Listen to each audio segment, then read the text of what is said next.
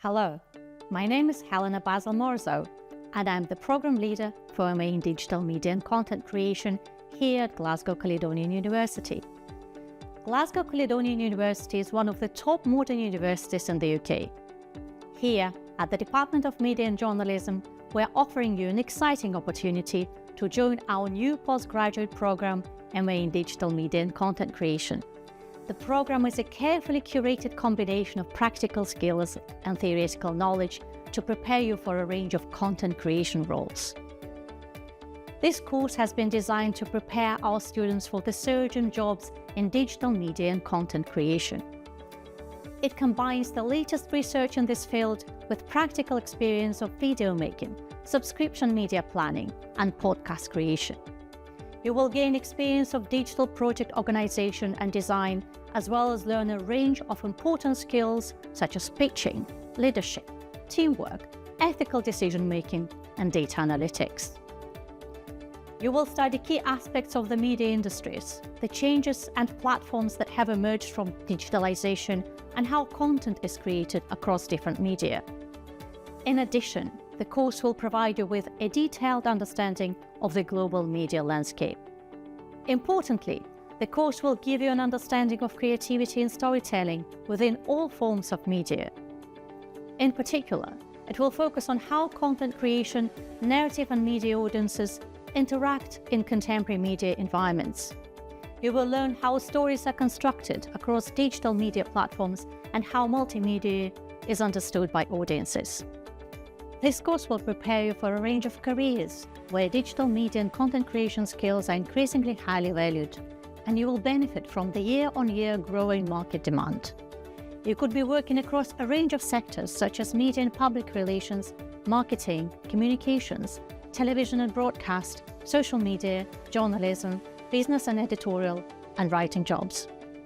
In this clip, our videography tutor Joseph shows students how to film professionally on their phone and how to get the best out of it. If you are interested in getting into content creation beyond this module and this assessment, then you might want to consider thinking about purchasing additional accessories that you could use to go along with filming on a phone. Just the phone being the kind of first port of call if you're interested in making video content, really, especially if it's for social. You can then obviously think about buying a more expensive digital SLR, etc., etc. But let's assume that you wanted to use your own phone. Maybe you've got a decent phone, that you've got a nice camera on it, and you just want to use external, you buy some accessories to go with it. So obviously, I've already on GCU Learn, I've got a list which I'll post at the end of this session today about kit that you might want to think about. But for this assessment, especially if it's just for this assessment, nobody is pressuring you to go out and buy anything, but you can obviously sign out our little tripods, our accessories, and then just use your phone with the accessories. So that's an option.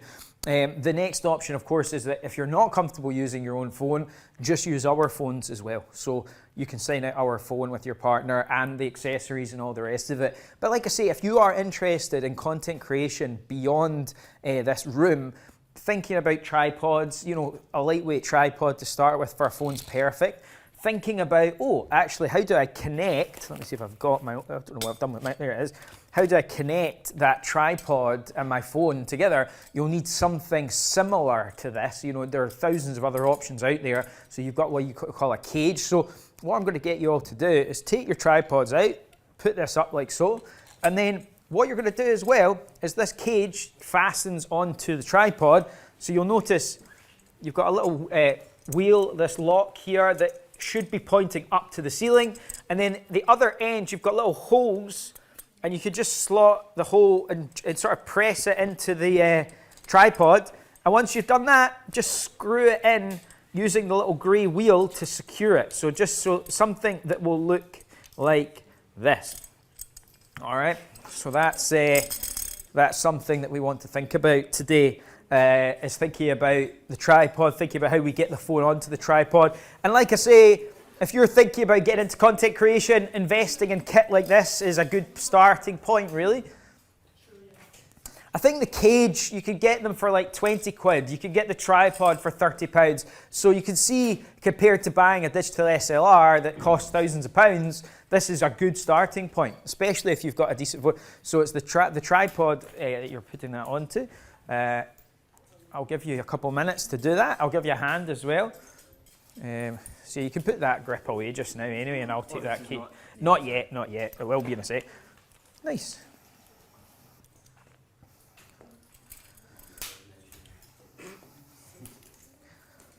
Yeah, it's looking good. So what all you do really is hold on, let me just. This is a bird chirping. Right, so this grip here, this little screw here, you just sort of slot it in to the tripod, and then just using this grey wheel, just use that to twist and tighten it. There you are. Happy with it. That's good. It's looking good. That's perfect. So, yeah, it's just that. So, I'll just pop that in. Hold on. So what we're doing here is we're taking this little gap, this hole here, pressing in like so, and then what you've got is you've got this little wheel that you can just twist to tighten it, essentially.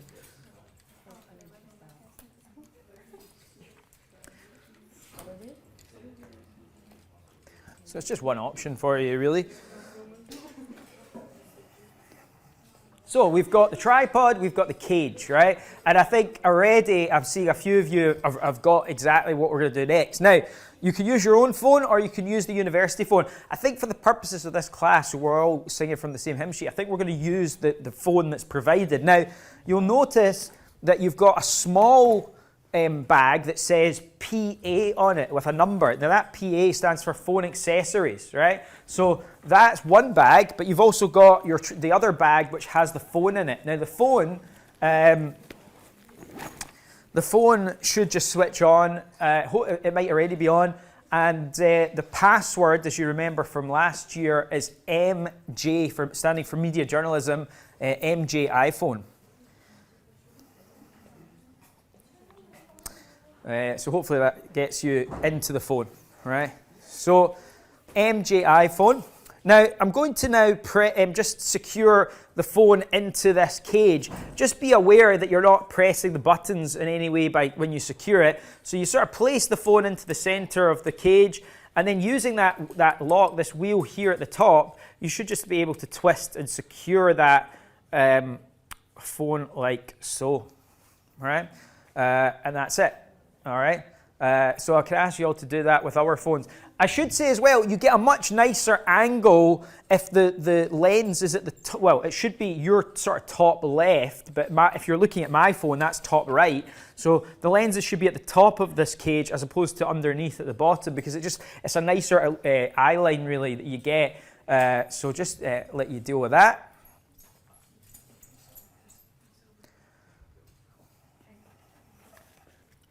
Okay, so, excuse me, here we go, cut that bit out of the edit. So the next thing I wanted to mention, this year, your assessment, hopefully we've made it pretty clear so far, that you've to film this in landscape, the way that this is set up just now, because in the industry, you might be asked to produce a traditional video for a website, a YouTube video, for example, but you might also be then asked to produce the portrait version as well.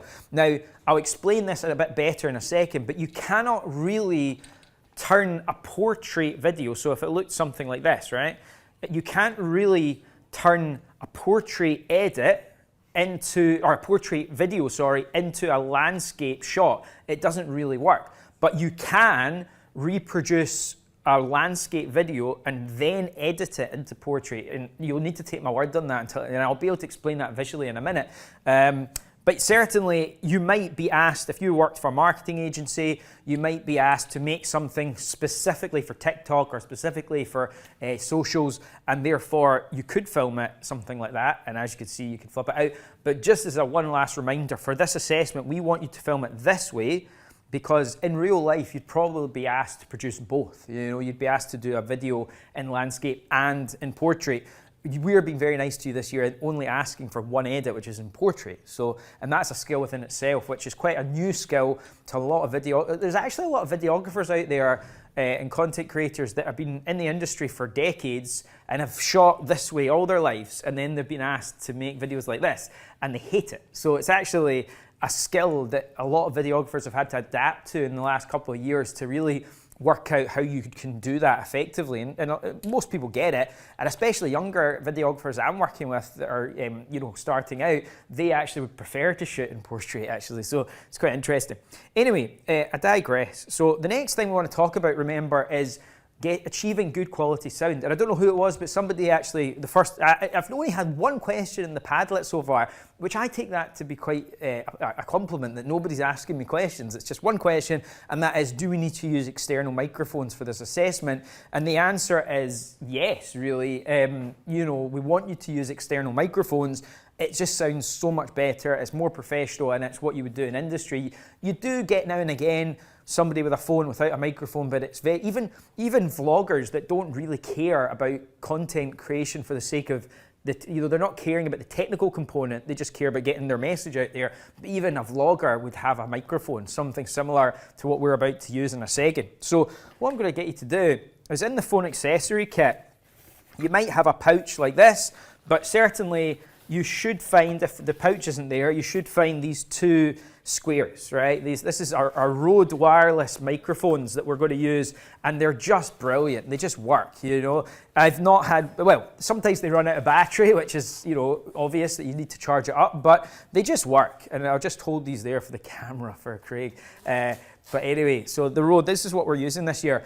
You've probably seen a lot of content creators, from anyone from like a Joe Wicks to, you know, any kind of vlogger have something similar to this, you know. They might use a DJI version of this, but these are very useful, very helpful. So there's also in the bag somewhere, you might find a windshield as well. So it looks a bit daft, but you've got a little windshield, but we'll put the little fluffy bit to one side for a second.